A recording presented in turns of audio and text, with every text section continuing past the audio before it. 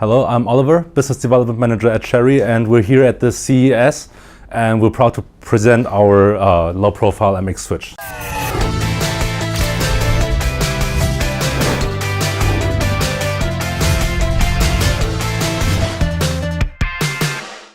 What we're doing with this switch is basically taking all the MX standard qualities and then putting it into a slimmer form factor.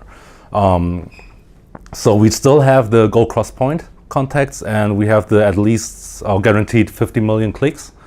And as you can see in this keyboard, with a low profile switch, you'll be able to provide a way slimmer keyboard design. As you can see, the keyboard is RGB illuminated, so the low profile switch does support RGB. And further, it is IP40, so it is resistant to spill and dust. For the launch, we're working with partners like Corsair, Ducky, Datacom, and Vortex. And the first keyboards with the low profile switch will be available early Q2.